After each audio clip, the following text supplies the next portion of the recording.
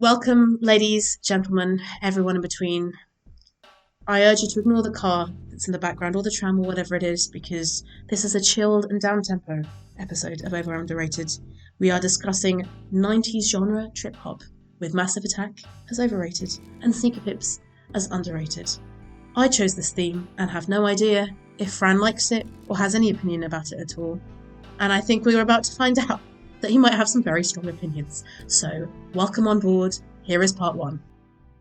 Oh, hang on. Yeah, what are we calling this podcast? Was it over underrated? Over underrated. Sous-évalué.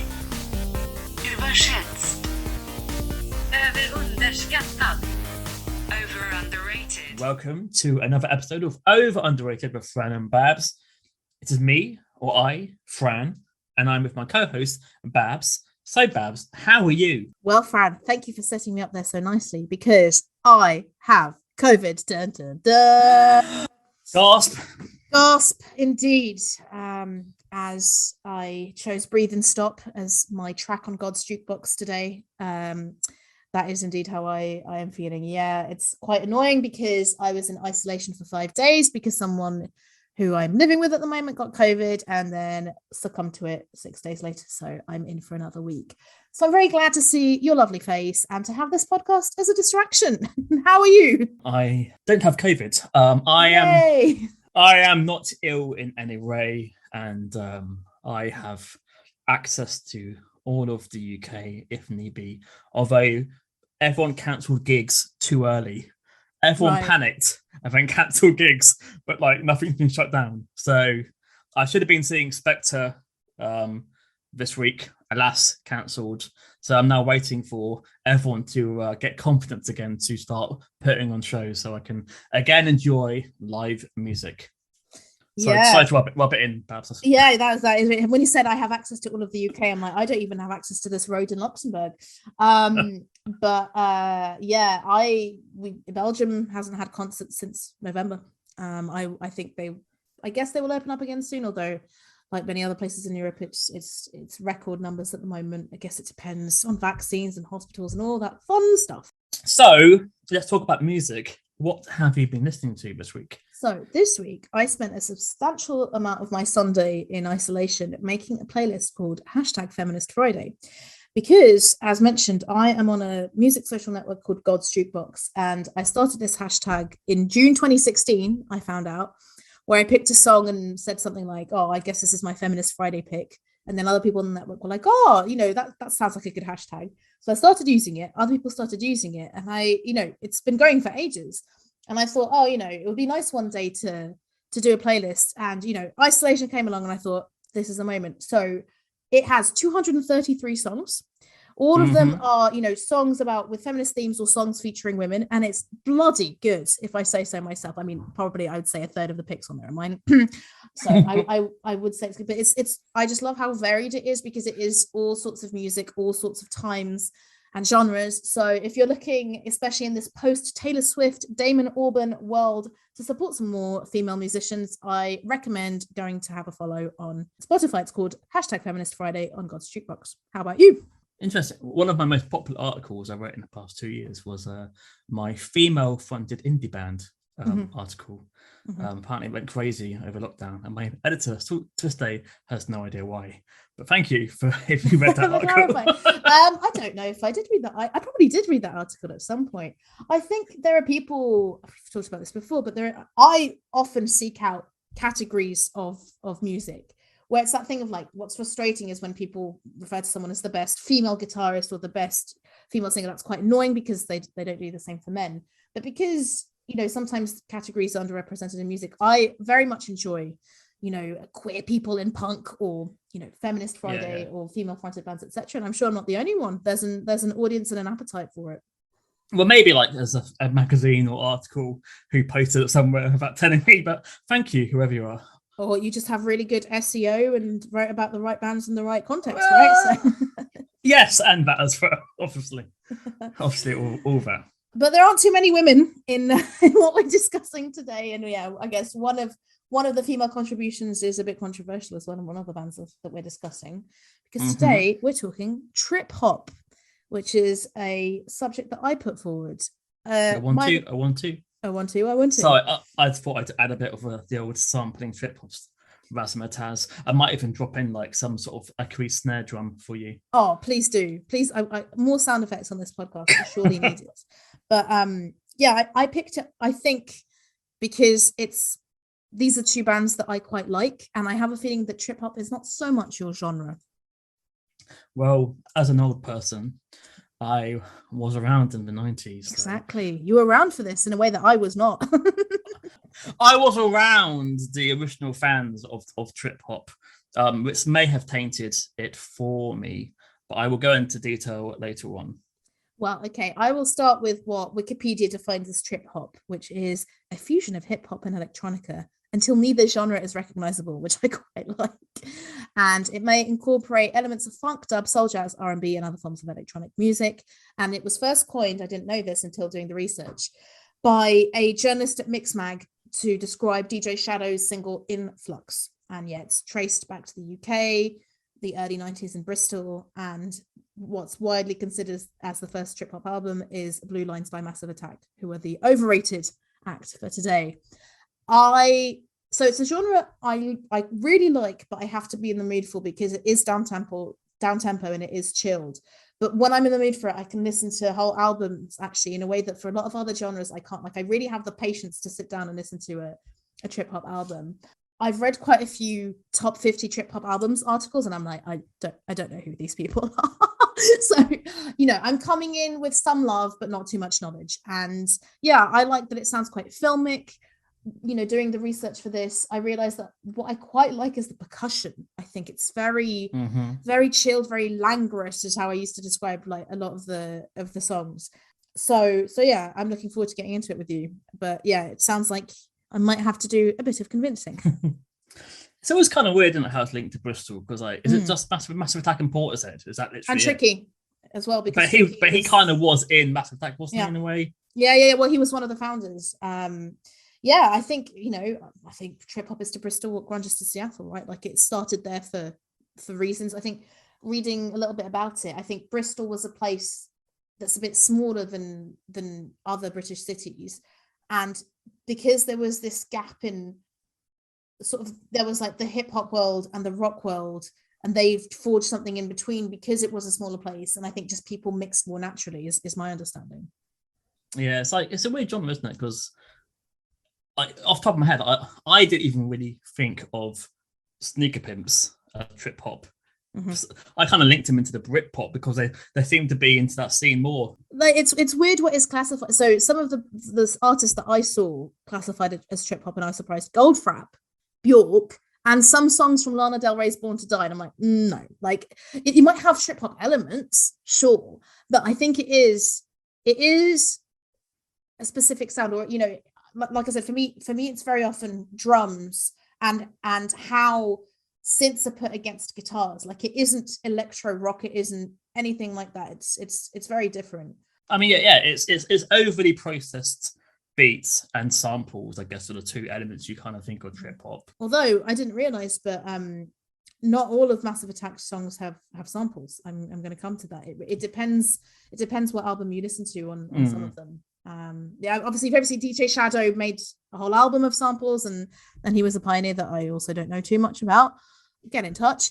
But yeah, samples are definitely part of it, but not, I think, yeah, I would say it's a bit reductive to just reduce it to that. I think when I read reviews, if a track has, like a sampled rap in it or a sample string section, they kind of always say trip hop influences automatically. Although, hip hop is probably the influence, isn't it?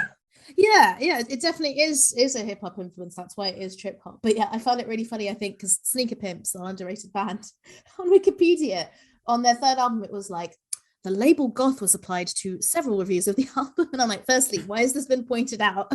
And secondly, like, okay, I guess it's making the point that what is goth? Like, especially what is goth in the early noughties? It's very different from goth in the 80s. Okay, yeah, you've got Susie Sue and The Cure and all of that, but it's just like, yeah, one of them's a bit weird and wears eyeliner. Okay, that doesn't make it's goth. Like, we live in a world where placebo are called Britpop and goth at the same time. Yeah, which I guess is partially true, right? As in, like, they also straddle that. But yeah, there's definitely weirder stuff going. Yeah, that's a very, very good point, Fran. Very, very intelligent guy. I have to say, both bands I really didn't know very much about. It's like I enjoyed their music, but yeah, not enough to really nerd out about it. And I think, well, maybe we can get into it with our overrated act, Massive Attack. Go for it. Overrated.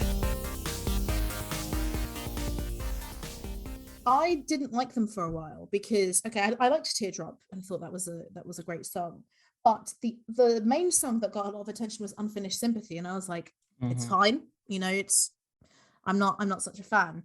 What changed it for me was the first song that is on the playlist, and I was like, oh, okay, no, there's more to it than that, because I think Unfinished Sympathy is quite long and quite repetitive, and I think they're much more than that. They're really collaborative. I think they're very good at picking people to sing on their songs and the samples. And Horace Andy, who's on a lot of their songs, he's like a Jamaican reggae guy and does not sound anything like his original songs on there.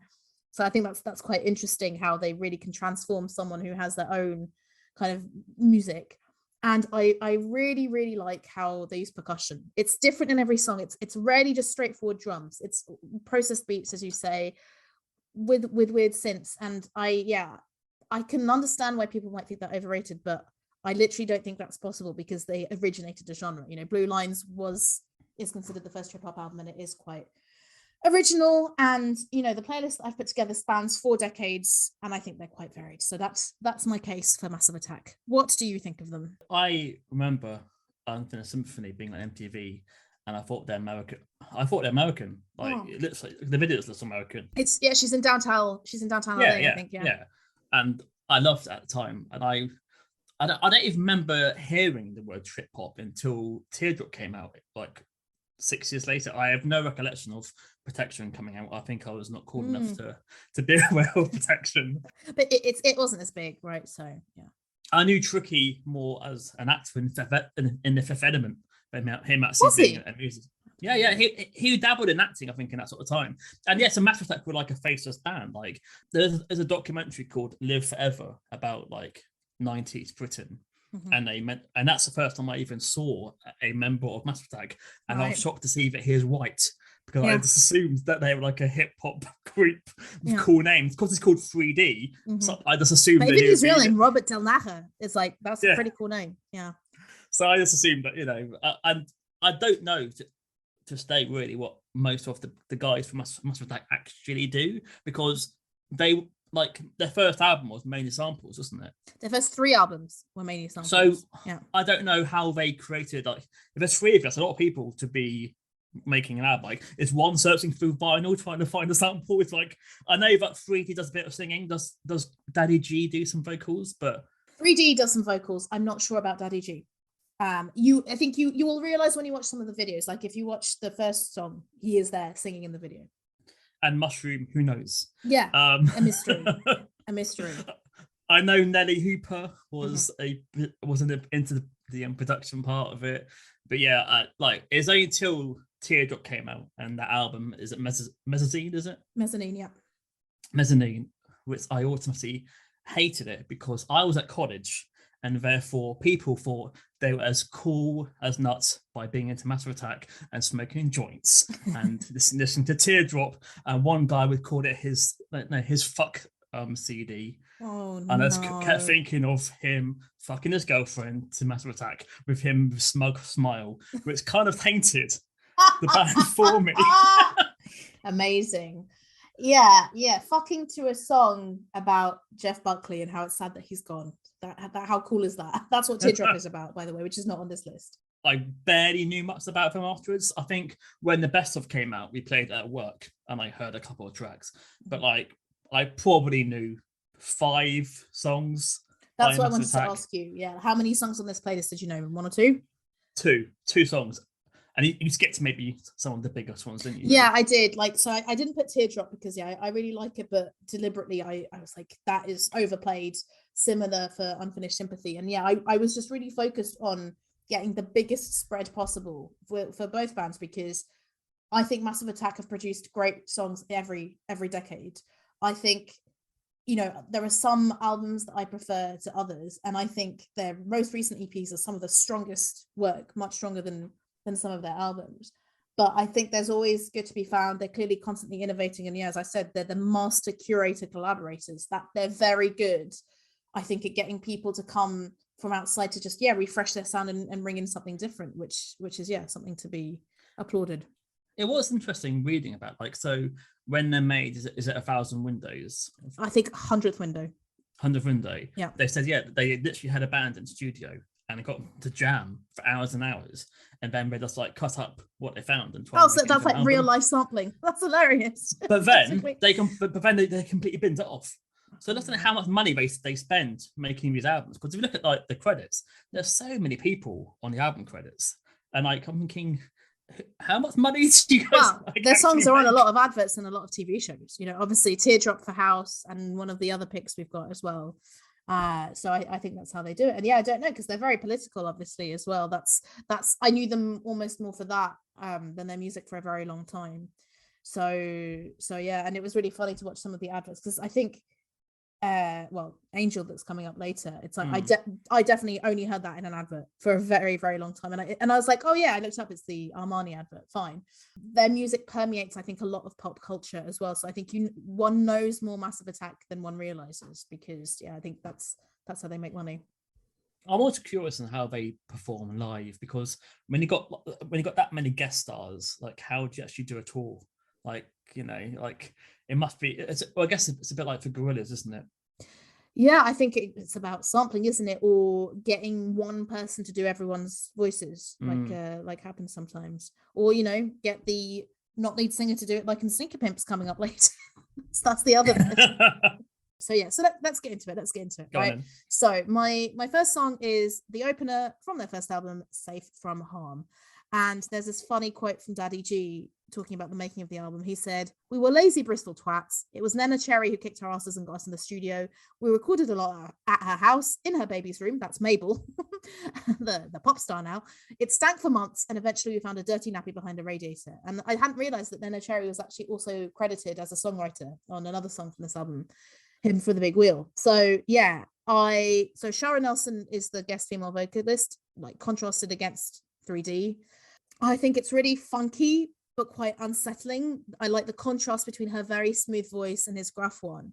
And I really like how they just seem to have made up a word, terrious, because he repeats it all the time. Terrious, infectious and dangerous. Friends and enemies find us contagious. And I was like, oh, this must be a word that I don't know. And no, I think it's absolutely made up, absolutely convinced that it existed. And I think my favorite aspect of the song is the very catchy, "I was looking back to see if you were looking back at me, to see me looking back at you." When I heard this, I think it was the song that clicked it into place for me with Massive Attack, because I was like, this isn't Teardrop, this isn't Unfinished Sympathy, there's more. Clearly they like a female vocalist, but there's a groove and a funk, but a menace and something unnerving about it. And it's one of my favorite songs of theirs. What do you think?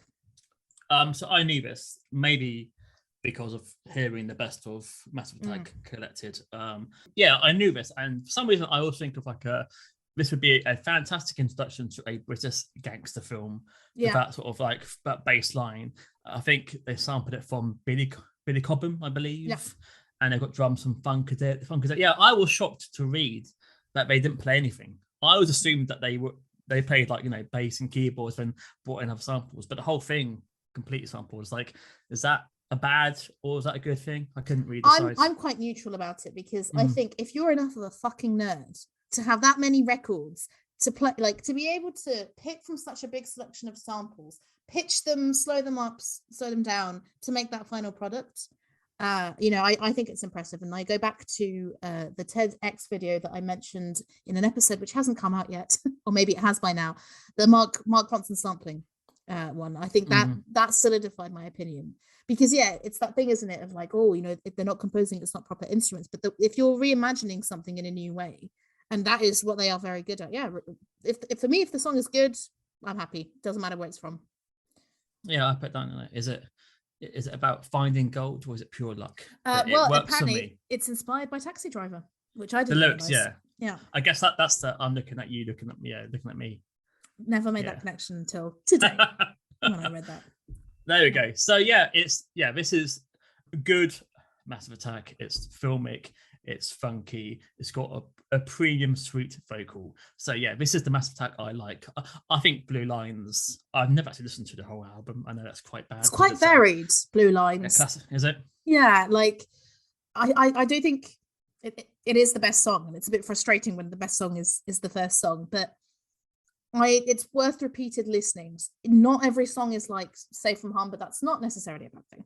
I should probably give it a listen, shouldn't I? So, moving on to a track I hadn't heard before. So Sly from their second album, Protection. What I found interesting was the beginning sounds like it could come from a modern song. I was thinking Shy Girl could start a song like that. So it's quite unsettling. And then there's this very feminine voice. And I really enjoyed the difference between this very light, very, very fluttery voice and then like synths. And there's some strings and the percussion is very smooth and it adds all these nice layers. And the lyrics say, oh, it's so hard to decide what is real these days when things look so dizzy to me. And it really creates like an atmosphere. And the singer is someone I'd never heard of, someone called Nicolette, who is a Scottish singer. And she has an album that I really enjoy the title of called Let No One Live Rent Free in Your Head, which Enemy called the 27th best album of 1996. And there ends my facts for this song. I adore Craig Armstrong, who composed the strings in it. But then he's not down as a writer. So it's like, have they sampled strings by Craig Armstrong, or did he compose them for the song? I can work out. They might be, because like Craig Armstrong strings are mentioned a lot when you read about Massive Attack. So I would guess so, yes. I wasn't a fan of Nicolette's voice. For me, it was a bit too cutesy. Again, I think there's 6 songwriters, and I couldn't work out what's everyone doing. And but maybe it's samples, right?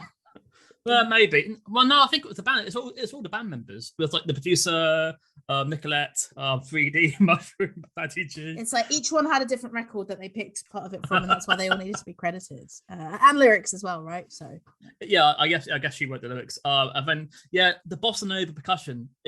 I've never been a fan. It always feels instantly dated. How dare you? The genre of a whole country. I hate countries apart from UK, obviously. Yeah, so I wasn't a fan of this, but interesting, the video. So she is dressed as a geisha girl. Is that okay these days? What do you think about that? I think as long as she's not whited up, fine. It's a very strange video. It doesn't match the song at all. I unfortunately was hoping to have some time to look at lots of videos before the record, and I didn't. And there's only a few Massive Attack and Sneaker Pimps videos that I've seen. But yeah, I think they're normally very good at music videos. They're very memorable, like obviously the teardrop one with the fetus.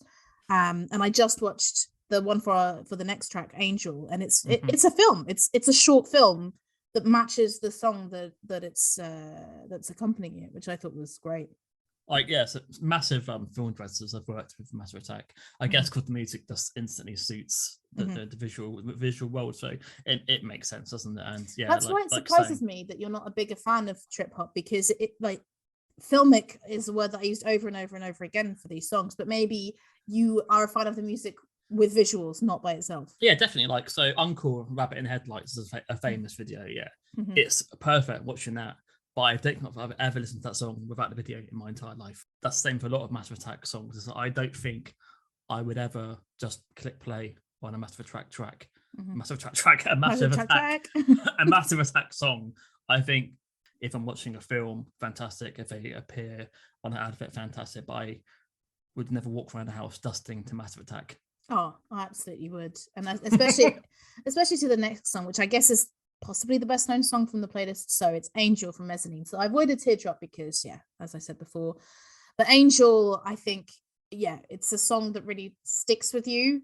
And as I was saying, you know, it's on adverts. So I saw this Emporio Armani advert, but I also saw this Adidas advert with Zidane and Beckham. And you're like, that is not who I would automatically associate with this, but there we go. And yeah, Mezzanine is their most successful album, but it was quite difficult to make apparently because they disagreed on the musical direction. And Andrew Vowles, who was, I think, in the first 2 albums, left. Mushroom. Was that Mushroom? Yeah. Okay. Yeah. I put it at the beginning, not the end. And yeah, I think apparently 3D was like putting forward a lot of post-punk, which they weren't a big fan of. But listen, I think it's a great album, and this song is I've put, oh, don't they do menacing well? You know, it's such a terrifying bass line, and the way that it builds and the way that it ends with the bass as well. It's like it never leaves you. And yeah, the vocalist, who I thought was a woman, is not a woman. It's a guy called Horace Andy, who is a reggae singer, and it's based on his song "You Are My Angel," which I went to listen to, and it is completely different. But actually in his song, the vocals are pitched much higher, actually, so in a way it sounds even more feminine, even though it has this reggae sound that you wouldn't, I would say, automatically associate with feminine. And it also sampled the incredible bongo band with their song "Last Bongo in Belgium," which of course I went to look up immediately. And I was trying to figure out what the fuck is sampled. It's the drums, you can barely hear it. Oh, okay. But I think this song is absolutely genius. And even though, you know, it's talking about "You Are My Angel," it's such a dark song.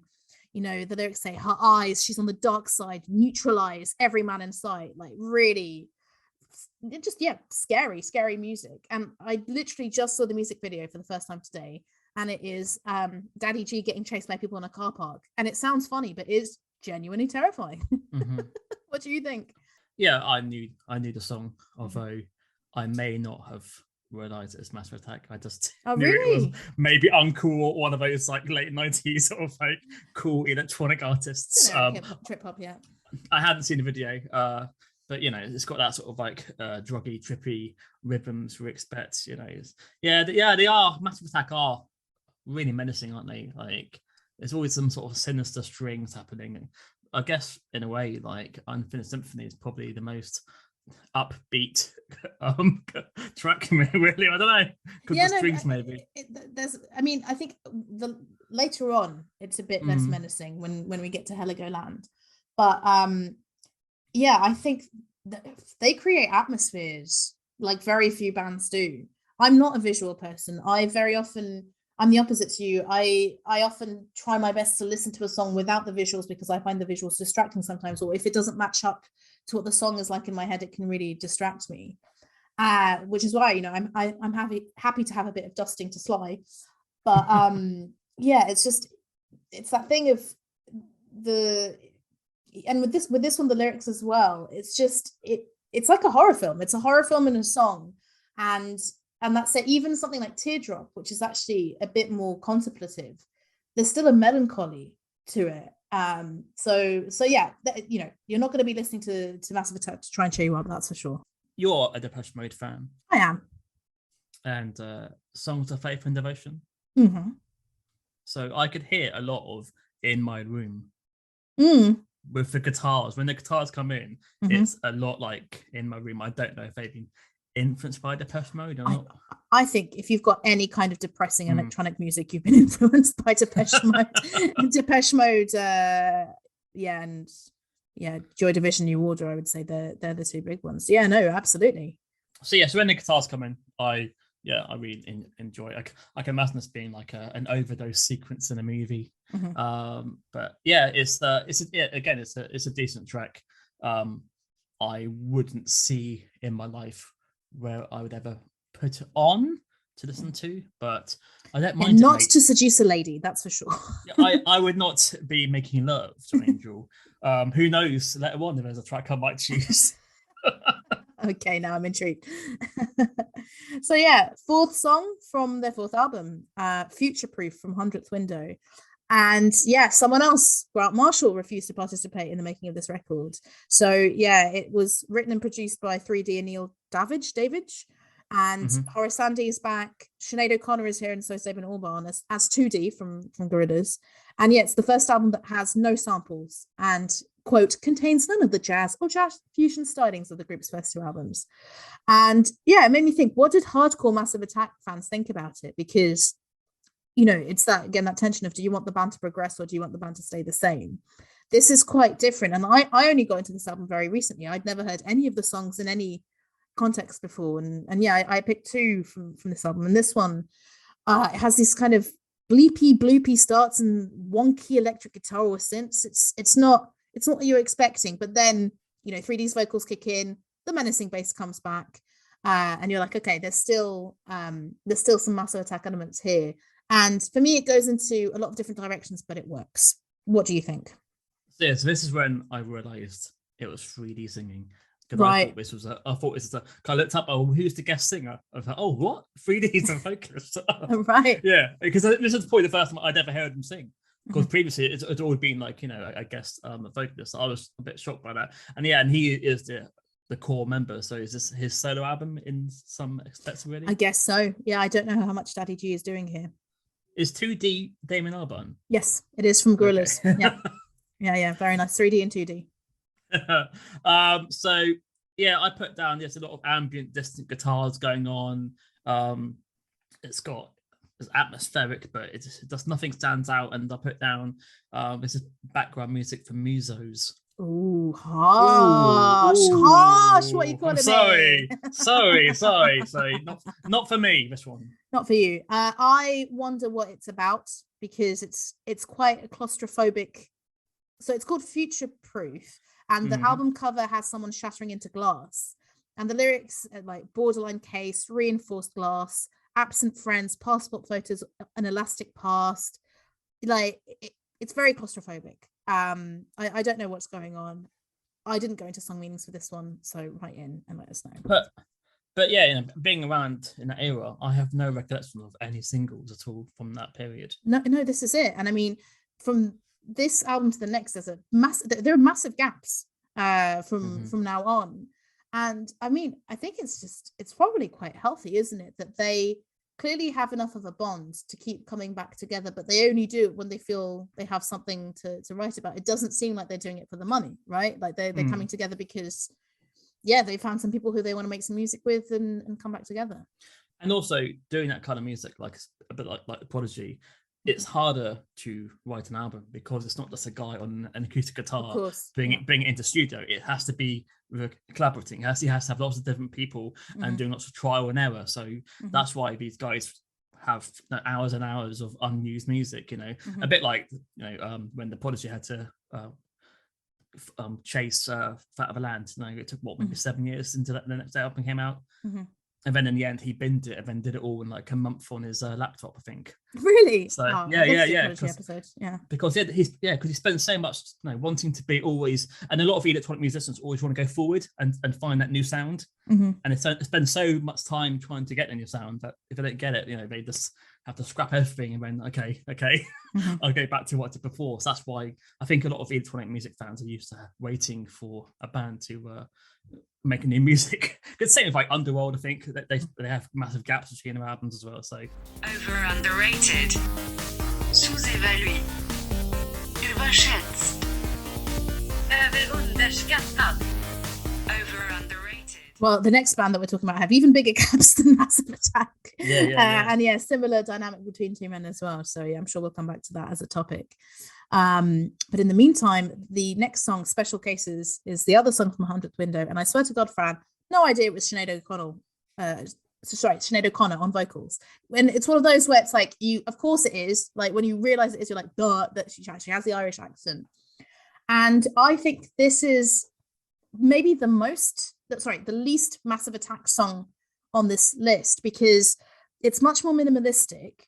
She's harmonizing with herself in this very unsettling way, and I don't think that's very common on Massive Attack songs. And it's got this brilliant bass. I love the strings, which I think are quite like Sneaker Pimps, actually. And I personally enjoyed the instrumental breakdown in the middle, but I imagine that you hated it. On first listen, I didn't think of Sinead, and I'm a big Sinead O'Connor fan. Really? Yeah, I didn't. But I guess because you're used to her having that big, powerful vocal, this is quite like a fragile performance, isn't it? Really, and fragile themes as well. Yeah, and it's got that sinister violin I quite enjoyed, and sort of like a glass bottle percussion sort of thing happening in the background, which again goes back to this sort of shattered glass fragility thing that's happening there. Yeah, I put down this was like a top 20 hit, so I'm surprised I had no recollection. And what's interesting is they omitted us from the best of, even though it was one of their biggest hits of the past 5 years. So maybe, as you said, because it doesn't fit in with the rest of their tracks, they thought it would jump out too much. But it's dreamy and would fit nicely with the visual, although the video for this does not suit it at all. I have not seen the video. What is the video? It's more babies. They love babies, don't they? Massive Attack. Them and Nirvana, they're the two banging on about babies. Yeah, it's like babies in the lab and then people kissing, and I didn't really. That is sounds yeah. odd. It wasn't. It wasn't the best video, so I moved on. But it's decent, but not a classic. So one that you thought was fine, but you're not saving to your Spotify playlist. Exactly. But yeah, the lyrics, it's this quite twisted love story I found, because it's about don't tell your man what he don't do right, nor tell him all the things that make you cry. Check yourself for your own shit. You see such mad things happening. There's a few good men. Thank your lucky stars that he's one of them. And it's like, bloody hell. Like, I mean, you're like, did she write the lyrics? What's going on here? It's very vulnerable, as you say. And I mean, they also used Elizabeth Fraser in Teardrop, sounding a bit different to what she normally does. And what is it, like a bit more clean? I don't know what it is, but they're very good at bringing out other dimensions of timbres of people's voices. Very often when you have a singer, when you go and listen to their other stuff outside of Massive Attack, it sounds completely different, and this is one of them. But anyway, on to another different female vocalist on Paradise Circus, aka the theme tune from Luther. So I am shocked because I love Luther, and I've never I did not know this is a massive track. I think I only went to listen to this album when I looked at the Luther Wikipedia page and saw that it was Massive Attack. And I was like, they're good at this. They're good at picking a song that is absolutely associated with a TV show that's quite popular. So yeah, this is from their 5th album, Heligoland. So the last album that they released, they haven't released a full album in 12 years. And it has Hope Sandoval from Mazzy Star on vocals, who is names I know, but I don't know any other songs. Fade Into You by Mazzy Star? Like, not off the top of my head. It's one of those where like, if it's put on, I'm like, oh yeah, that one, but it doesn't stick with me. I really I call it the woozy piano motif. Again, this seems a departure. There's piano, and it seems like actual piano. There's hand clapping, still the simple trip hop percussion and a driving bass, but it's a little bit different. And yeah, there's this section where it just changes to bass and strings and her voice in the bridge before the end. It's shimmering, it's beautiful, it's catchy, in my opinion. What is yours? So yeah, I mean, like, her vocals in Mazzy Star is a perfect fit for Massive Attack. It completely makes sense. I love the interesting percussion ideas, the sparse piano, and the string outro is definitely the highlight. It's a shame that you won't hear that on the TV show. But if you go to the end, I love that. I love that section of it. It's beautiful, isn't it? Yeah, it really builds. It is. But I don't know who wrote that. Like, so I couldn't see a composer, or is that a sample again? I need more. I need answers. Massive Attack. I need answers. But sometimes you don't. Like, for Sneaker Pimps later on, I googled like, what does this song sample, and I found a question that someone had asked in Reddit in 2017, and no one had answered. So, but the next song from Heligoland that I've picked is "Girl, I Love You," and I would say this is not a million miles away from Angel, which is unsurprising that Horace Andy is back on vocals. But I picked it because it's still it's weird, and it uses horns. The horns that it uses really reminded me of, Hidden by These New Puritans, that kind of classical album that they did. Despite it having that kind of Angel DNA, there's a lot going on. There's big shifts in pace and tone. And again, big instrumental section using a lot of different instruments. It definitely feels like just, throwing everything at it. But for me, it works. And a bit like Angel, it's called Girl, I Love You, but it is not a happy song. So they're very good at that. Is there like a happy slappy B-side for Massive Attack we don't know about, where they thought, right guys, let's put it all on here now, lollipops and sugar, and we go for it. I have to subscribe to their Patreon for that. Again, I was confused by the vocalist because I kept reading the word Horace Andy and kept thinking, this does not sound like a Horace. Does not sound like Horace Andy. Absolutely not. It's got like a really throbbing bass line to it, and I think it's Damon Albarn. Oh, is it? Because it's sort of, I look at the credits that said like what he did, and he was down for like synth bass and main bass, and it said this song. I was like, oh, okay, fair enough. Like, I'm glad you did more research than I did. Yeah. If you're going to hire Damon, you think he'd be singing, but apparently he plays bass as well. I think Damon is happy to be jack of all trades, isn't he? When he's collaborating. So yeah. Poor Alex James, and not even the best bassist in the same band. Oh dear. but he looks the coolest. He does. He doesn't look this. He was pretty fit. Yeah. This is actually one of my favorites. Oh, great. Of the songs I hadn't heard before, this is my favorite because like it takes a while to get into it, but then I really got into the atmosphere of it. I didn't like the off-key horns that kind of. See, I thought, given our strongest it conversation, threw me. I thought he's not going to like the horns, and I was correct. So cut out the horns, and I would add this to my trip hop playlist, which I have not started yet, but I will one day. One day. What did horns ever do to you, Fran? Why are you not a fan? I don't know. I guess if it's like if I'm expecting it all the way through, I'm fine. It's just the random horn, the surprise horn. So and I like a lot of film music with like horns, but I think the surprise off kilter horns isn't for me. Well, that was the last song from albums. The next 3 songs are all from EPs from 2016. So the next pick is Voodoo in My Blood from Ritual Spirit. I think this is a truly fantastic EP. All the songs are great, especially the 2 that I've picked.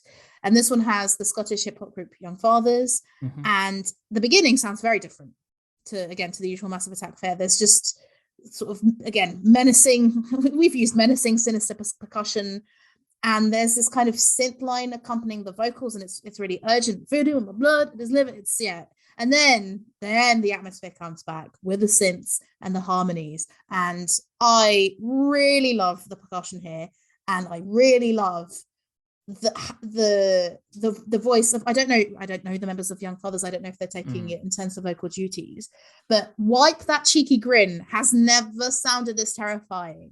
And I think because it starts with Voodoo in My Blood, you have this imagery of someone getting punched in the face, punched in the mouth. It is deeply unpleasant. And then you go and watch the music video, which I sent you just before. Have you seen it?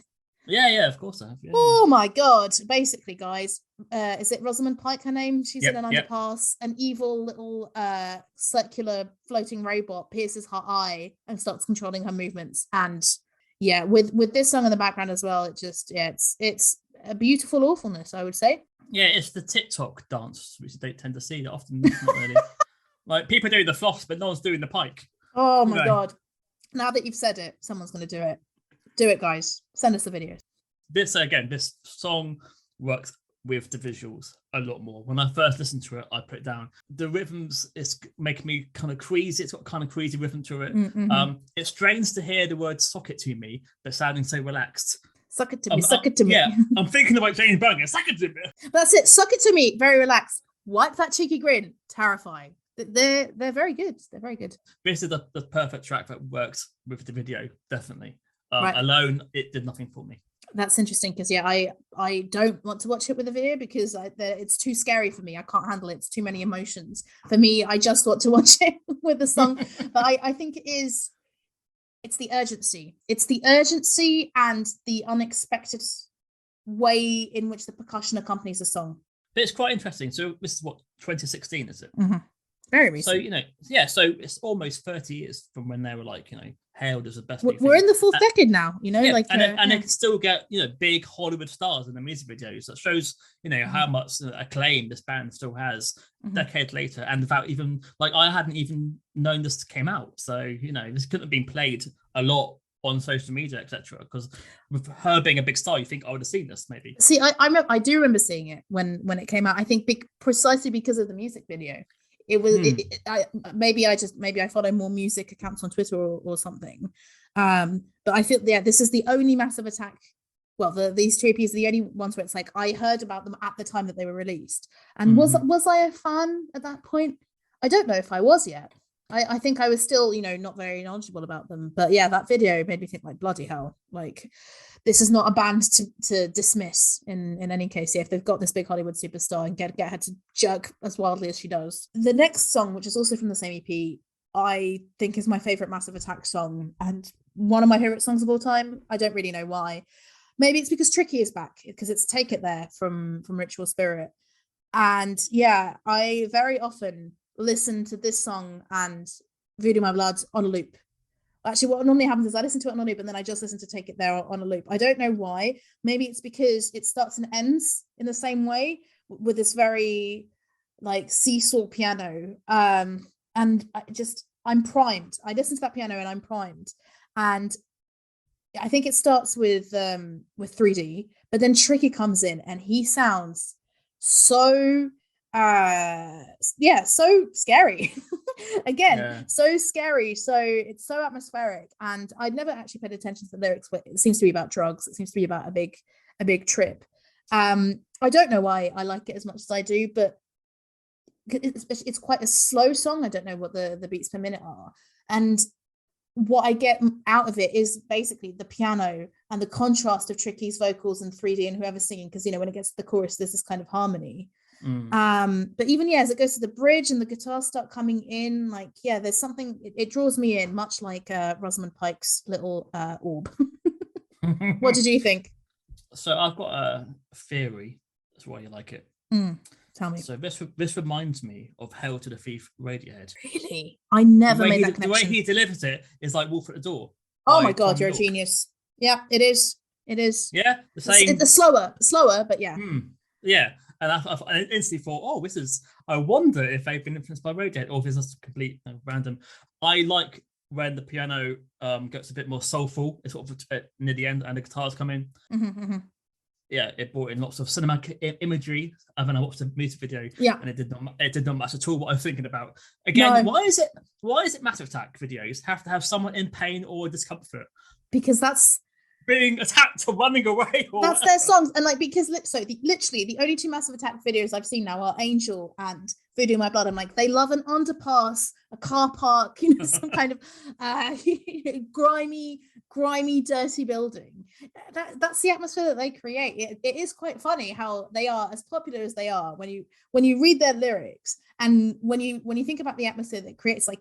I don't want to fuck to this music at all. Maybe get stoned to this music, sure, some of it, but no, it's absolutely do not want to have sex to this music. So in that case, you definitely have to watch the music video for the next song. I think I might have done at the time, but I can't remember what it is. So the last song is from another EP that came out in 2016, The Spoils, and it's called Come Near Me. And are you surprised, Fran, that I've shoehorned Ghost Poet onto here? Your favorite? Yeah, I'm surprised I had no recollection of this being released at all. I had not heard Massive Attack since the best of in 2006.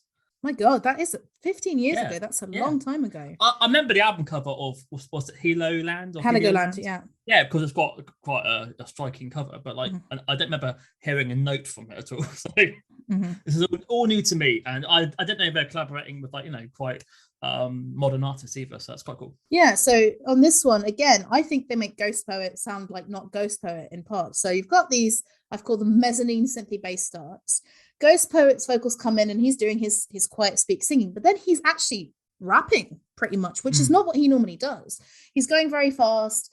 They make his voice kind of echo, and I really like how the guitar sounds match his voice as well. And I mean, the terrifying continues. We've been here before, don't fear me. Don't stand by the door, come near me. Monster on the bed, regurgitating out. There's monkey on my bite, pulling him like puppet strings, slow to react. Ugh, scary stuff. It's interesting to notice that 3D was not on this track. No, it is just Ghost Poet singing, isn't it? No, I mean, even effing, he's not at all mentioned. It's only got Daddy G mentioned on the credits. You're right. Yeah, it's Grant Marshall and Stu Jackson. So I don't know if that's ever happened before, but yeah, so that's random. But and yeah, the only other song, just to quickly say, the only other song on this EP is also, it's with Hope Sandoval again. It's also with the same co-writers, so they're not on it. So maybe that's why they were two EPs in the same year, because maybe they're not as together as they were before, and they're like, right, you want to go in this direction, I want to go in that direction, let's do it like this. Yes, this is very stripped back. It's got an echoey vocal line, it's got a delayed guitar line. To me, I thought this is more Ghost Poet than Massive Attack, but obviously I've only heard two Ghost Poet songs, so it's hard for me to say so far until we get crowbarred into more episodes. So for me, it wasn't my kind of thing, but the video is so what is the video? Tell me. So going with the theme of Come Near Me, they do the opposite. It's the perfect COVID times video. So it's a man and a lady in a room. They're about 2 meters apart, and then she starts walking backwards and he follows her at the same pace all the way through town, through children attacking them, past a car which was playing Unfinished Symphony. and then they end up walking into the sea, and they both drown. But tell you what, she does not flinch walking through that sea. So good, yeah. Wow. And that's the video. So again, more people dying. So Massive Attack love a video where people are walking near each other but can't come close to each other. Yeah, what? Puppet on a string? I mean, what's going on here, Massive Attack? Like, did they predict COVID? Did they? Yeah. But yeah, so as I said, I wanted to give you a varied playlist in terms of years, but also try to do it in terms of themes and collaborators, and go for a few tracks that you might not have known. So yeah, I'm not surprised that you only knew 2 of them. So what do you think after this? Would you still call Massive Attack overrated? Yeah, see, they're a band that I can't really say are not decent. So yeah, I mean, when you hear the production, it's class. So it's hard for me to ever slag off Massive Attack because they're not really doing anything wrong. I think it's just me associating them with pricks.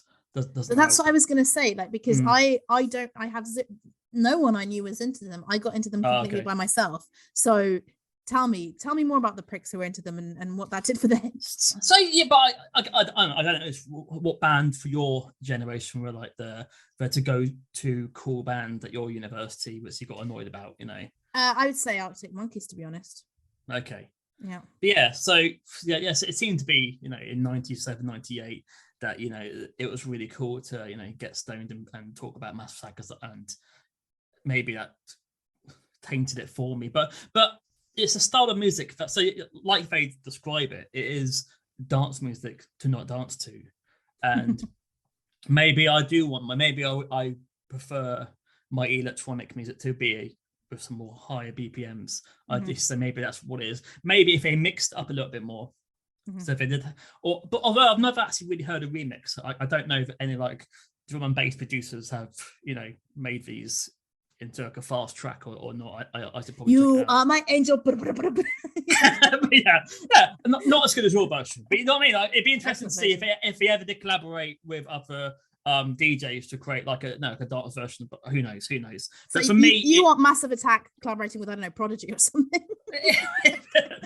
But yeah, it'd be interesting. But so for me, I wouldn't know when I would listen to it. So yeah, if I'm watching TV and if a music video comes on, I'm happy. But I would never put this music on for myself. So they're not underrated. I wouldn't say they're overrated because I haven't even heard a track for nearly 2 decades. And it's not as if every time I leave the house, someone's talking about Massive Attack or no.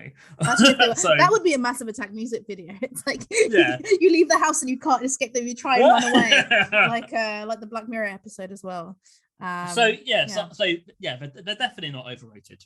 Okay, I'm glad, because I guess the nuance there is that they're not overrated overall, but they're overrated for you to listen to them, in a contemplative way, or to go and dance to them. But if it's with visuals or with something else, you're into it. Yeah, if I go to a cafe and I play Massive Attack, I'm not going, oh, for fuck's sake. You're not smashing up that teacup. It's there's some overrated artist we discussed when I'm like, oh, fucking put the earphones in. Massive Attack aren't that band, so therefore not overrated. Huzzah! I'm glad we can agree. Excellent. Hey, podcast lovers! Now available, a new podcast experience featuring exclusive miniseries like Food Faves, and all new series that takes a fun look at everyone's real first true love, food. Milky Way Marvels, a lighthearted astronomy series where we explore the fascinating wonders of our galaxy. Pop culture icons, an entertaining, nostalgic look back at various nouns in popular culture. Plus more. Relax, enjoy, listen, laugh, and maybe even learn. Podcast, presented by Sonic Embassy. Now streaming everywhere you listen. Access quick links to your favorite places to listen now at solo.to/Sonic Embassy. Underrated. So Sneaker Pimps as underrated, right? So you might be thinking, they're not a tiny band. Why have I picked them as underrated? There are lots of other obscure trip hop acts that I could have picked. think the answer is number one, they're so obscure that I don't know them because I don't know enough about the genre. But I've picked Sneaker Pimps because I think they are mostly known for one or two songs, not so much for other stuff. And like Massive Attack, I think their whole discography is broadly good, whether it's from the 90s or whether it's from now. I think I especially wanted to do this episode given that they released an album in 2021, their first one in 19 years. And yeah, it took me by surprise. Yeah, they took their name from an article the Beastie Boys published in their Grand Royale magazine about a man they hired to track down classic sneakers.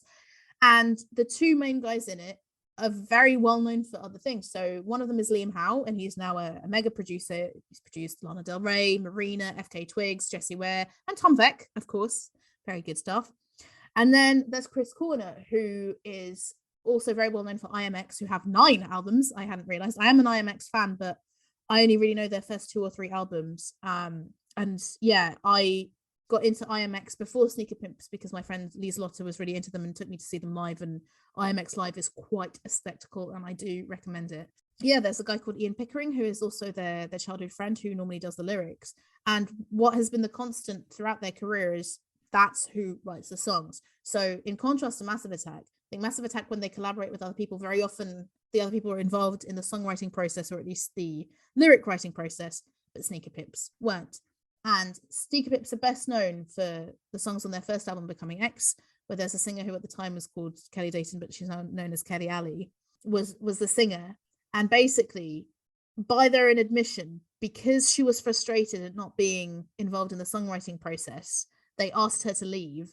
And many, many people are like, Sneaker Pimps are never as good as they were with her, which I can partially understand, but I think that is unfair and unfounded because I think they've done a lot of other good songs since. But it is true that having a vocalist like Kelly versus a vocalist like Chris Corner is very different. And yeah, there's a quote from Slant magazine which I like, which says that British producers Liam Howe and Chris Corner, who met as teenagers in the 80s, by the way, succeeded at carving out their own grimy little hole in the trip-hop realm. The electronic beats, gritty hip-hop loops, and snatches of film scores are distinctly paired with copious guitars, both acoustic and electric. Yeah, there's definitely much more guitars going on here than the Massive Attack. And yeah, I think they deserve to be known for more than 6 Underground, basically. And that's why I picked them. What did you know about them? So yeah, I knew that song. 112. Although, like, yeah, listening to it today, yeah, it's trip hop. But for some odd reason, I never really linked them to like the other, icons of the scene. So I completely forgot about Spun Sugar. Yeah, I completely forgot about that. And sadly, the other song I thought was theirs is It Could Just Be Underwater Love. I thought Swag City. I thought she's singing in Portuguese, Fran. I mean, come on. But she's got a similar delivery. You can see why. That is such a coincidence that you say that, because when I was looking at my top 50 trip hop albums, Smoke City's album was one of them, and I was like, that's exactly someone who I was like, that is absolutely trip hop, and I never made that association. Yeah. So I thought I knew 3 songs. It turns out I only 2. And only one of them is in here as well. Yes, and I knew nothing about them apart from what is it Kelly? What Kelly looked like? Yeah, and that's it. That is it. I didn't even know how many people were in the band. That's the thing you mentioned. When they dropped it, it's like doing research. I noticed that she even did all the interviews, and what was interesting, she even told people how they got the name. And also, she wasn't even part of that world when they got the name from. So, did she give them a star power that they were lacking themselves? And maybe when she left, that also went. So they're close friends who've known each other for a long time, and I think what's interesting is that, they seem like feminists in their lyrics and their approach to life and the way that they've collaborated with so many women. And they probably saw like, look, okay, we can do lots of different things, but a female vocalist would be a lot better here. And even the album cover for Becoming X, it is her standing in front of them. They're in the background, and Liam Howe's wearing like a Union Jack top, and Chris Corner has a mohawk. And it's like, those are very British emblems of the past, and it seems like she should be the future.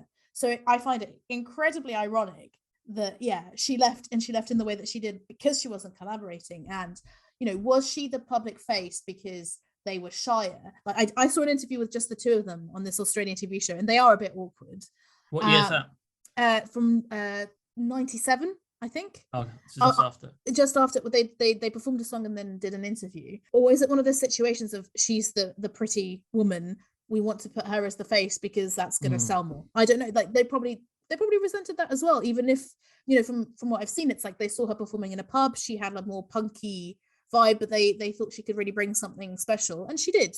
But yeah, I mean, you'll see I've got 3 songs with her on it. The 7 others are not with her, and I think they managed to do a lot without her. And Chris Corner's voice is amazing, but it's not Kelly Alley.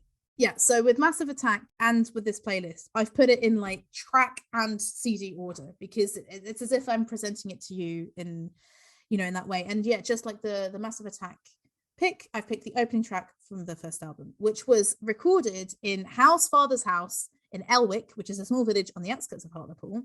And the vocals were sung inside a wardrobe in Liam's bedroom, which is incredible when you think about it. Like, her vocals sound amazing. They didn't have a drummer, so even the snares and kicks were sampled.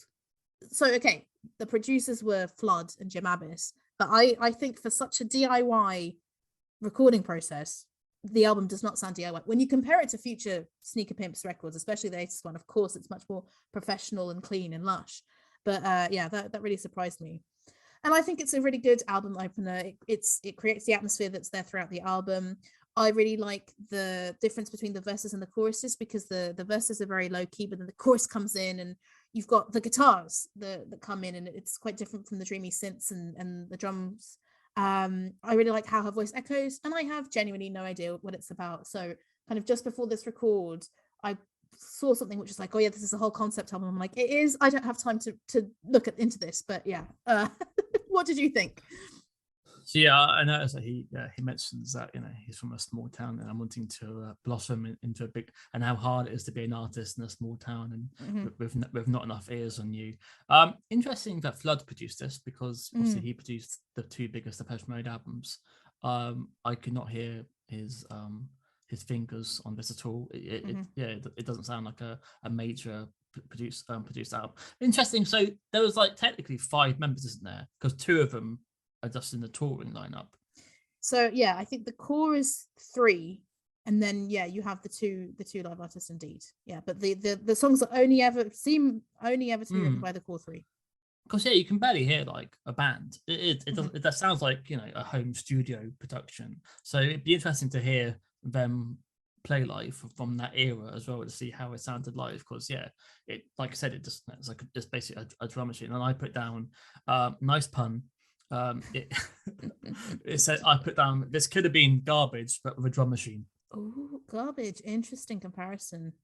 And yeah, God, you know, I'm an idiot. Of course it's a pun. No place like home. Oh, duh. But did you like the song, or were you kind of indifferent to it? Indifferent to it. It wasn't a classic. I can see why this wasn't a single. Okay. Well, the next one is the biggest song, and yeah, I picked it because I think it's really good, and shockingly I picked it because I thought it was really good. But it brings all the nice Sneaker Pimps elements together, and they actually won a songwriting award from it, which I thought was interesting because it samples Golden Girl, the John Barry track from Goldfinger. But there we go, apparently you can win a songwriting award with some samples. The percussion, the bass and the synths mesh really nicely with Kelly's voice. They bring in and out a really random selection of instruments, and there's an acoustic guitar in there that is not something you'd expect in something as languid and cool as this. And yeah, because it was called 6 Underground, I was like, is it like 6 feet underground? But Chris said it's about death in a small town environment. You grow up in this shit town and you yearn to get out. As you said, a lot of artists, we can't survive. So the essence of that song is living in a small town is like dying. For us, it was a huge release to get out and explore the world, to see what everything else is about. We all wanted that, you know, the northern industrial shithole. So no mincing of words there. It's weird, isn't it, how big this was in America? And it's due to the film The Saint. Have you seen The Saint? No, but I've heard of it. I remember it being quite culty, right? It's Valerie Kilmer stars. It's in the mid-90s. They kept trying, obviously Mission Impossible and the Avengers. They seem to want to keep making 60s TV shows, and this was a flop. It's a terrible film with an amazing soundtrack, and there's a band called Duran Duran on the soundtrack as well, with a really great song out of my mind. So that's why they became big in America from the soundtrack. I guess the Nelly Hooper remix is the one we all know. I've not heard the album version. I don't know how different it is.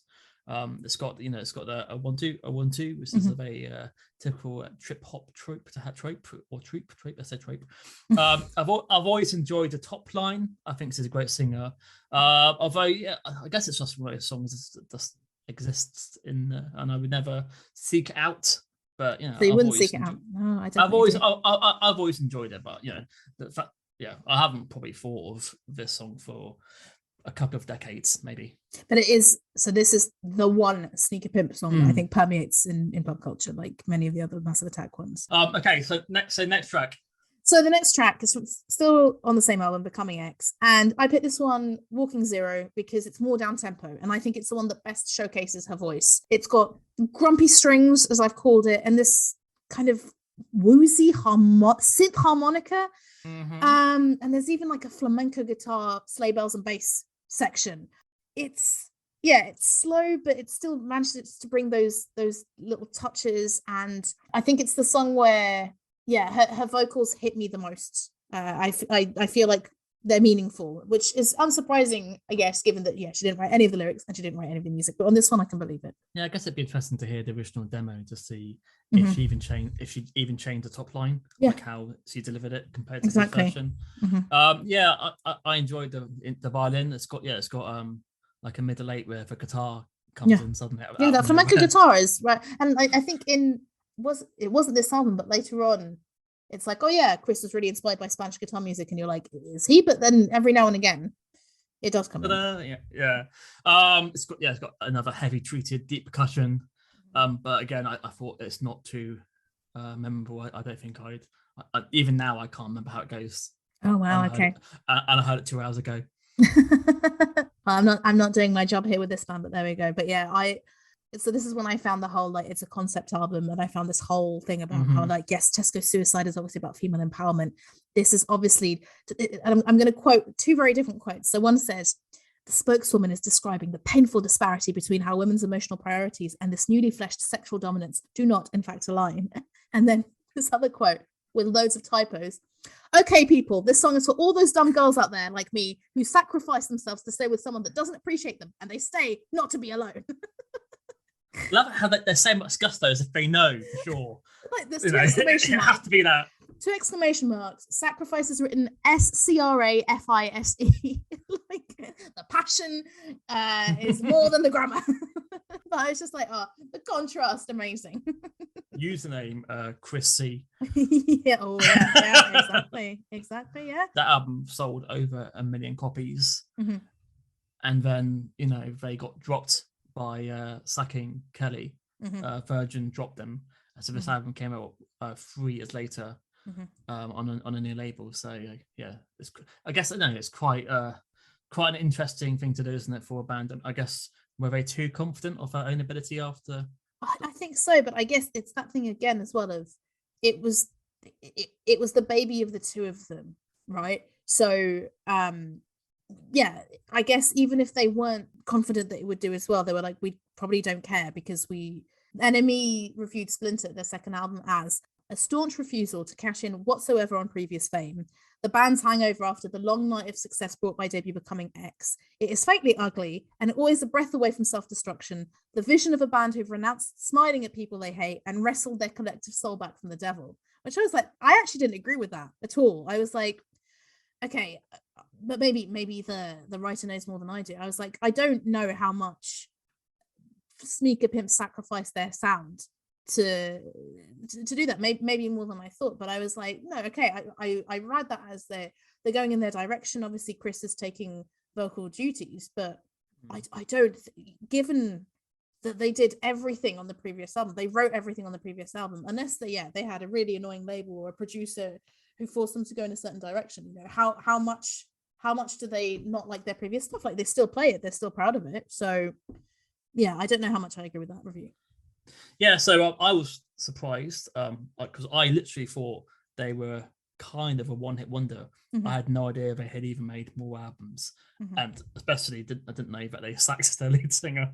So I was like, wow, I Yeah, I mean, so when I read that, I was thinking that this album would be completely different to the original album. And it is and it isn't, I would say. So yeah, I love how it says it was recorded in an actual studio rather than a cupboard or, you know, a house. And it was going to be called Scissors, Paper, Stone, but it turned to Splinter. But yeah, the first song, Half-Life, you know, it has this piano opening, which is quite a change, right? And then you have a trip hop percussion and shimmering bass.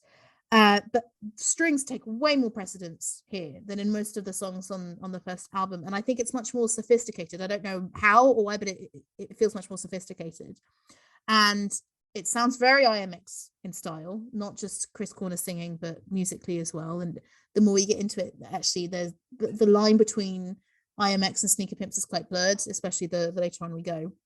And what I didn't realize was that it samples It's Raining Today by Scott Walker, which is also what inspired Radiohead's How to Disappear Completely. So yeah, Scott Walker, he's an interesting one that I'd love to do an episode about. He's a weird guy that I like. And according to Chris, Half-Life is about past relationships, your sexual history, talking about how losing someone is like having a limb chopped off, then having a phantom limb and getting an insect sting on that phantom limb. On that note, Fran, what do you think? So the first thing I thought was, okay, Kelly could have sung this easily. So at one point they said that the reason they got rid of her because they thought her voice wouldn't have suited their new material. But that's bullshit, because she could easily have sung this, and I don't like Chris's voice. I think it sounds quite. Oh no! Oh well, we're fucked then, aren't we? But he's got quite a weedy voice, and I don't think it's enough to carry it. Like, yeah, they needed Kelly. They needed that. They needed her vocal. And I think Kelly's voice is very weak. Like, okay, weak. That's quite harsh. I don't think her voice is weak. I think her voice is very light. And Chris's voice is much more emotion laden. It's much more he's much more melodramatic. I can understand, you know, going on the Brian Molko whininess scale. He's on there. But Brian Molko, your internet's placebo. Kelly, her voice stands out. You know it was her. I think his voice could be a lot of different other artists. But you know, maybe it's because I got into IMX before Sneaker Pimps. Because IMX is very much Chris's baby. And I'm like, yeah, this could easily be another IMX song. Okay, so but apart from his voice, what did you think? So I said, yeah, it's got a menacing introduction. It moves away from the traditional hip hop sound slightly. I prefer the verse to the chorus. I think the chorus is lacking. The verse sort of like hints at going somewhere great, and then it didn't deliver. Over underrated. Sous-évalué. Överschätzt. Överunderskattad. Over underrated. Well, the next one, Lightning Field, also has a very strange. I've put religious singing at the beginning, so this is also from the same album. And this is the one where I was trying to find out who the other songwriters were, because it says Ira Gershwin and another Gershwin. So there's probably a sample there. This song I wrote, his voice sounds more feminine, like Kelly's. This one I could see Kelly singing more than the previous one. And again, I've put, you know, more sophisticated percussion. You've got acoustic guitar and synths coming from nowhere. I like how it builds with his voice to a chorus, Strike Me Down. Like, it's very evocative, and like you feel like, I don't know, yeah, I think because of the religious element, I feel like I can see, and the fact that it's called Lightning Field, I can see him with his long hair with a crown of thorns dragging across a field. And yeah, again, it has this unexpected acoustic guitar bit, which I think is very original and very Sneaker Pimps. Yeah, I guess music video wise, we haven't got many to watch with these tracks. And I haven't seen any apart from Six Underground, just to say. This is a very, very 90s looking video. It's so 90s. That is the description I would use too. Yeah, so it's got a very theatrical production, not a melodrama. This is harsh. Sorry, I must be in a bad mood. I put down not really a song. It does lots of little ideas that I've heard before. Strike Me Down, but I'm going to call it Sub Massive Attack. Oh, who would have thought the underrated band would have been the controversial I was one? shocked. I was shocked. Oh, man. I assumed that I was going to be surprised by Sneaker Pimps and thought, oh wow, they're secretly amazing. But so far, not the case. So far, not the case. Well, then you might agree, as we moved into their third album, with this absolutely brutal Drowned in Sound review of Bloodsport, which is, How do you criticize one of your favorite bands ever? This is classic Sneaker Pimps, which is my main gripe about this album. It's too classic Sneaker Pimps. All the songs seem to be rehashes of previous releases. To put it bluntly, this band should have and could have progressed. Wow. Is that true? Because this does not sound like classic Sneaker Pimps. I don't think so. And I think of all the albums, this was the one I found it the hardest to pick songs from. I really like most of the songs. And I was thinking kind of like, what are you more likely to like as well? So I picked this one, Kiro TV, because I thought it was much more pop and even more IMX, which I thought you might like. I don't know what the instrument is at the beginning, but it's, what is it? Like, I feel like it's some like traditional folk instrument from an Eastern European country that we don't know about, but it's very intriguing. And, you had Becoming X, which was a female vocalist, Splinter, mostly male vocalist, and this, we've got a male-female song. I don't know who the vocalist is here. I presume it's Sue Denim from Robots in Disguise. Yeah, I put down Sue Denim because she's credits. Yeah, she's on the credits as a co-writer. Right, there we go. So you did more research than I did. On one of the songs, it's very clearly her voice, and they were dating. And I'm a huge Robots in Disguise fan, and he produced a lot of their music and is in some of their music videos as well. You should really check out Boys by Robots in Disguise with Chris Corner and Noel Fielding, who were their partners at the time. So that makes sense, because I was going to mention this at the start. On their Wikipedia, it's got like past members, and it has Noel Fielding, occasional guitar live. And I was like, oh, really? It says citation needed. So I thought, is that a piss take? Well, no, so that was the connection, because so for a long time, Chris Corner and Sue Denim were together, and she's also on a couple of IMX records. I don't know when they broke up, but they definitely broke up at some point. And but again, it does bother me. It bothers me with Ghost Poet actually as well. He does this sometimes. Yeah, I'll call him out. I feel like very often on music, female vocalists are not credited. Like, and I'm not talking about in liner notes. I'm talking about featuring blah. Ghost Poet sometimes does, he sometimes doesn't. Like on his last album, like there's loads of female vocalists and you have no idea who they are. Meatloaf died this week, and his most famous song has a whole entire part with a solo female vocal not mentioned at all on the song. Yeah, come on guys. Damon Albarn as well. Come on guys, get it together. So yeah, on this song I couldn't quite tell if it was Sue Denim or not, but I thought it probably is, given that she's on other songs. And it's named after a real TV channel and vaguely American Hollywood references is what I've written down. So what do you think? So I noticed that they got dropped again, after the second album. Bless them. Do you know what? Apparently the album was going to be called Forsyth.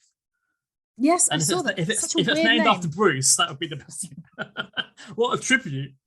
Back in 2002. I put it has a more industrial approach than previously, which again, because of Chris's vocals not being strong enough to deliver, I think if you're doing industrial, you've got to have that Trent Reznor grit to you, which I think he may lacks a little bit. I actually would have put down, can't Sue be the lead singer on this, because her voice sounds more interesting. It may have worked better. I then put like his voice. I then put, this sounds like mid-noughties Depeche Mode, but one of the album tracks I'd skip. Oh, so brutal today. Much like a blood sport, one might say. Very much so. Which is the next pick, the title track from the album. So I'm going to put my stall up there for it to be absolutely knocked down by you, but I don't understand how this song isn't as big as Six Underground. I think this is genius. It's so catchy. When it was a while before I got to this song, when I was going through Sneaker Pimps discography, and immediately became addicted to it. The fact, it's clearly about wanting to have a kid's innocence again, because he's had a terrible time in love, because his mother didn't warn him that love is not a blood sport. And the section where he's going, my mother, I find it very moving, a very moving counterpoint to the, like you said, very industrial sounds going on behind with the synths and the drums and the female vocals. I love his falsetto. I love it when the fatter bass and the drums come in, and it's surprisingly co-written by 1 million people, including Midge Ure and Steve Strange. Really? Yes, I'm very confused. Okay. in that case, it must be a sample because Yeah. Lidjor and Steve Strange are both from Visage. Yeah. So he must have sampled Visage on there, I assume. I don't know what it's sampling, but I love it. So I put down it's poorly produced because I think the bass line is the best part of it, and it's too low down in the mix. I think I could agree with that. If it had that bass line up, Mhm. with some and it's got kind of like annoying keyboard sound, which it comes in which I don't like, and the second keyboard sounds like a synth sound works well. So I put down if the bass was higher and the second synth pad was used more, I think it would be a better track. But this has like quite a big music video to it, so somebody tried to make it work. But, so what's the music video? Tell me. Fran, this podcast could be called Fran Describes Music Videos. Fran Describes Music Videos, and no one's ever going to watch. I am afterwards. Well, it stood out because the opening sequence is a guy doing cocaine. Right. And then goes into a nightclub with a hot girl and, it's dancing around. But yeah, it's odd to see someone doing cocaine in a music video, and I couldn't actually see a low point to it. Like you see they overdose or something bad, but like also the opposite of what this song is about, because it's like you think it's about like childhood innocence. No, because I've been punched in the face because it's a blood sport. And I mean, the album cover is someone who gets punched in the face, which is probably why I'm thinking that. I don't think the keyboard sound is annoying, but that's. You're entitled to your opinion. I do agree that the bass hook is fantastic and maybe could be more prominent. But still, like, despite that, I don't understand why this isn't bigger. Well, I guess because they were on a tiny label called Tommy Boy, and they just didn't have the moolah to promote it. They spent it all on the cocaine music video then. I didn't know how it works. Once you've had a flop album, it's really hard to get attention from radio stations, etc. Again, unfortunately. Yeah, wasn't there a Twitter. No, I was looking at Blood Red Shoes' Twitter account. I think they were saying how, like, strangely enough, the more albums you have, sometimes the harder it is to get recognition in the music press, because there's this kind of like, oh, what, you're still around, like you're still giving it a try, which is bizarre because you'd think it would be the opposite of like, wow, isn't it incredible that they've been around for so long and made, in Blood Red Shoes' case, 6 albums that are quite different. But very strange. Bands have said that's a UK thing. So UK is all about the introducing stage, the new NME. These are the next 100 great artists. It's all about the new. And then it's like, oh yeah, you're still here. In America, they're like, oh my god, this band had this song you love and that album you love, and the hell they think it's amazing that you're still around. But the UK is like, we want you to be new and interesting, then fuck off, basically, sadly. Yeah, which is sad. I mean, guess it's why the UK has such a good reputation as a music stronghold.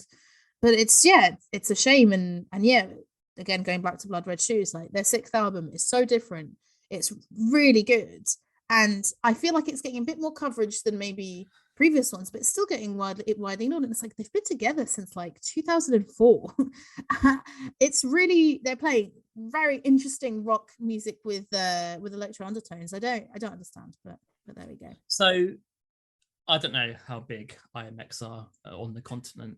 Is there a chance that there is a European following? I think, yeah. Is Sneaker Pimps now going to be bigger than they were because of the IMX fans jumping on board? I don't think so.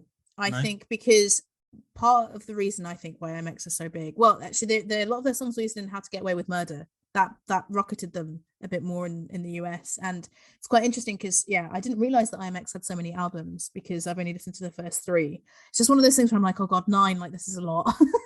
I have limited time as much as I enjoy it, but having seen them live a few times, honestly, they are so good live. Like it is worth checking them out. So how come he can write 9 albums in 15 years, but with Sneaker Pimps they had such gaps?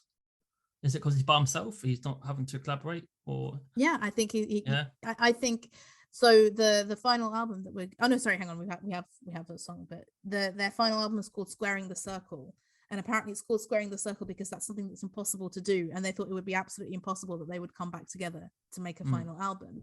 And I mean, how different directions they went in, because I mean, Chris, as it's not totally unmainstream, the music he produces on IMX, but thematically, visually, it is quite like they're almost disgusting sometimes. Some of the IMX visuals, it's quite intense and overwhelming. It's like repetitive big screens and like, I don't know, there's like some slithering snakes or something sometimes. So it's quite an experience. I can totally understand why that wouldn't be for everyone.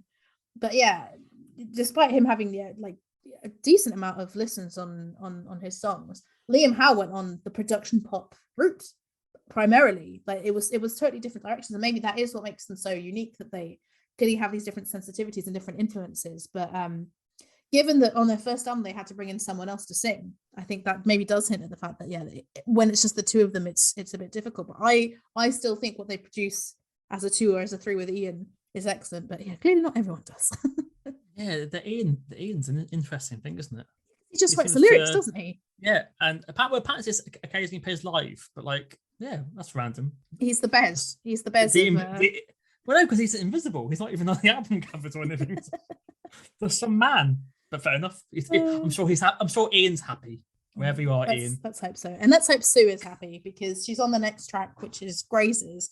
So this one is a bit out there. It's totally different. I've put it's an epic in 6/8, and her voice is more prominent here. And yeah, it's a weird start. And then you get to the chorus and Sue does her part, and you're like, I mean, I think to me it pricks up my interest. And then when Chris comes in with his ready, I put melodramatic response, because her voice is very quiet, very sparse. And then suddenly the contrast with Chris is, I think, fantastic. Like, I can absolutely accept that this song could be shorter. I still enjoy it as a long one, but the chorus is the best bit, as much as I do enjoy the random instrumental section with a guitar solo. But yeah, I think the way they play off each other is fantastic. And, you know, I think as someone who I know likes male-female vocals, I hoped you might like this one, despite the weirdness. Yeah, and I also think this sounds more like the debut as well, production-wise. Mm-hmm. I enjoyed it until that guitar comes out of nowhere and completely snaps me out of it. I'm like, what the hell is that for? It's a really odd choice. And then it's sort of it is an odd choice.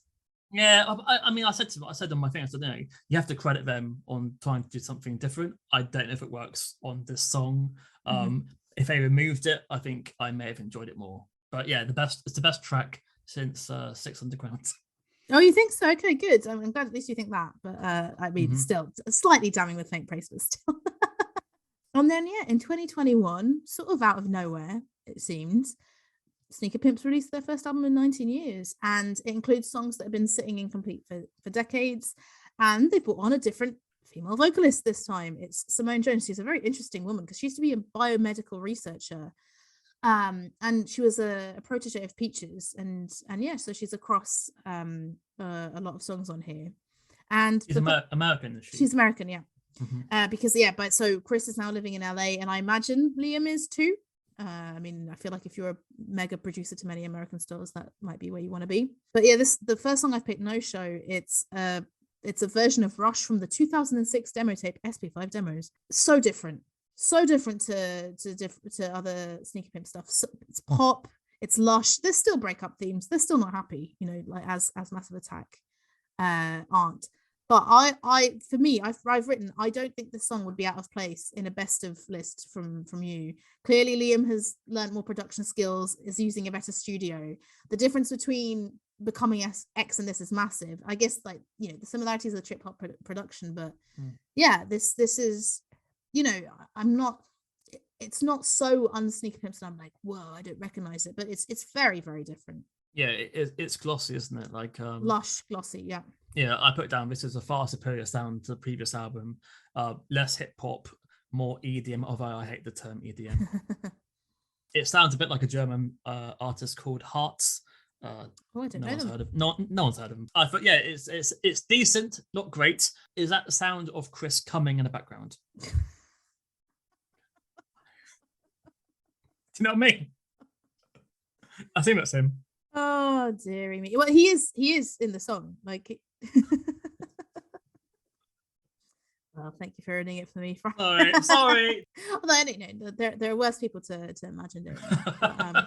But you still only thought it was decent. You didn't. You weren't bowled over. Yeah. So I think maybe the song was amazing, but yeah, I'm happy that they've chosen a different vocalist, and yeah, great production, great vocals, but maybe just a slightly better song needed. But is this actually a single? No. So I deliberately didn't choose Fighter because that is the biggest song of the album. Actually, because I'm it's fine. It's fine, but I really? do think these songs are better than Fighter. I think Fighter, it creates a nice atmosphere, but the chorus is a bit repetitive. Whereas I'm not bored with either of the two songs that I've picked from Squaring the Circle. So on to the final track. Which is, I'm ending on a weird one. I am ending on a song that sounds like you're getting chased in a video game. I am aware of that. But I wanted to show the variety that's still on the album. And I've put Chris's voice is still powerful, which I'm sure you're going to disagree on. But there's some Depeche Mode synths going on here. I think that Depeche Mode influence is clear. And I really like the images that this song creates.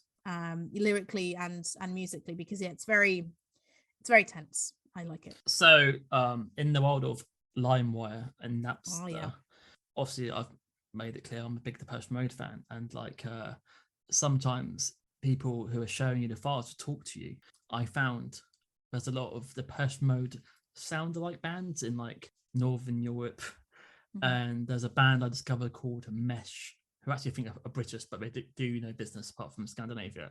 And I put down, this sounds like Mesh, and Mesh are basically a bedroom Depeche Mode. A bedroom Depeche Mode, nice. I mean, that's good for me. The production's not as hard, because they haven't got the money. It's done on an Amiga rather than a PC, so I don't hate it. But I can listen to Depeche Mode if I wanted to. That sort of music. Maybe they're not. Trip hop is no longer fashionable and they want to move on from that, but have they found their own sound? Like, it sounds like maybe IMX seems to be where he prefers, like that's his more his thing. Do they not know what to do with Sneaker Pimps, but because they're still a name, they're using that? Well, but this is the thing, like for me, the Sneaker Pimp sound isn't as strong as, say, the Massive Attack sound or other people, but I think they're two friends from their shit hometown, quoting them, who clearly have a good time coming together, and for me produce very interesting and engaging music. I come back to Sneaker Pimps a lot, and they're one of those bands that I really enjoyed rationing their discography. Like I don't, it was funny that you said like, I can't remember what Walking Zero sounds like, even though I listened to it 2 hours ago. I can almost understand that, because they go in such different directions that if you sat down and you listened through their discography in a row, like you would go sort of all over the place. But that is kind of why I like them, because there are a few elements that bind them together, but they're happy to experiment and go into a lot of different directions. But it could be that maybe that's why people don't like them, because they're difficult to pin down. And with so many reviewers being like, they can do better, I'm like, well, but how? I'm enjoying it. I don't know what someone else would bring into it, but maybe to satisfy the critics, maybe that's what they need to try and do. But would it work because they're two friends who've known each other for bloody ages and have their tight-knit group? I don't know. I guess you don't hear many people describing them as an influence. Has their sound influenced anyone? Do they have their own unique sound, or is their sound kind of, I think they wear the influence on the sleeve a little bit themselves. I think they probably do, but I would think more IMX would have a sound that influences people. But I don't mind. Like, I think you make a good point sometimes when you say, when you listen to Brian Moko, it's Brian Moko, and that's what makes it. I don't mind that I don't immediately hear that it's a Sneaker Pimp song, because whether it is or not, I genuinely like it.